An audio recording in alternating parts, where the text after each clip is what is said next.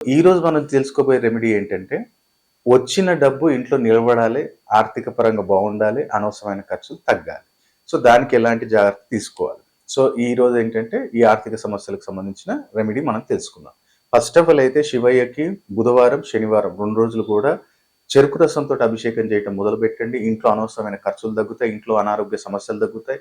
ఏ ప్రొఫెషన్‌లో కూడా ఎలాంటి ఇబ్బందులున్నా, ప్రెషర్స్ ఉన్నా సరే గాని తగ్గుతాయి మనకి. ఎప్పుడు చెరుకు రసంతోటి శివయ్యకి బుధవారం, శనివారం అభిషేకం చేయించండి. అలాగే సోమవారము గోమాతకేంటంటే కొంచెం బెల్లం తినిపియండి. కొంచెం బెల్లం. గోమాత కొంచెం బెల్లం తినిపియండి. ఎక్కువ క్వాంటిటీ వద్దు. కుదిరితే ఏంటంటే చపాతీ ప్రిపేర్ చేయండి. ఆ చపాతీలో కొంచెం బెల్లం పెట్టి గోమాతకు పెట్టడం స్టార్ట్ చేయండి సోమవారం.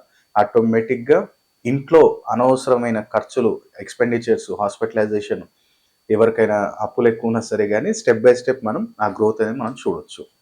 థర్డ్ రెమెడీ వచ్చేసి ఇంట్లో ఏం చేయండి అంటే వాయవ్య మూలలో ఒక స్టీల్ బిందెలో నీళ్లు కొంచెం చిన్నది ఇంత తీసుకోండి. ఒక స్టీల్ బిందె తీసుకొని దాంట్లో వాటర్ నింపి దాంట్లో ఒక వెండిది కాయిన్ వేయండి. 1 గ్రామా, 5 గ్రాముల మీ బడ్జెట్ ప్రకారంగా ఒక వెండి కాయిన్ వేసి అది వాయవ్య మూలలో పెట్టండి.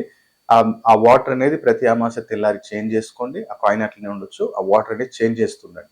ఇంకా మీ జాతకాన్ని డీటెయిల్‌గా తెలుసుకోవాలి అంటే మన ఛానల్ మీద మీకు స్క్రీన్ మీద కనపడుతున్న నెంబర్స్‌కి కాల్ చేయండి.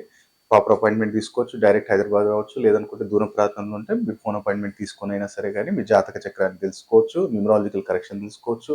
ఆస్ట్రో వాస్తు రెమెడీస్ తెలుసుకోవచ్చు.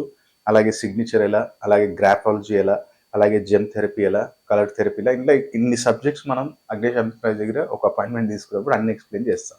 కాబట్టి ప్రాపర్ అపాయింట్మెంట్ తీసుకుంటే ఇంకా బెస్ట్ రెమెడీస్ మీకు రావచ్చు. కాబట్టి ఈ వీడియోని లైక్ చేయండి, షేర్ చేయండి.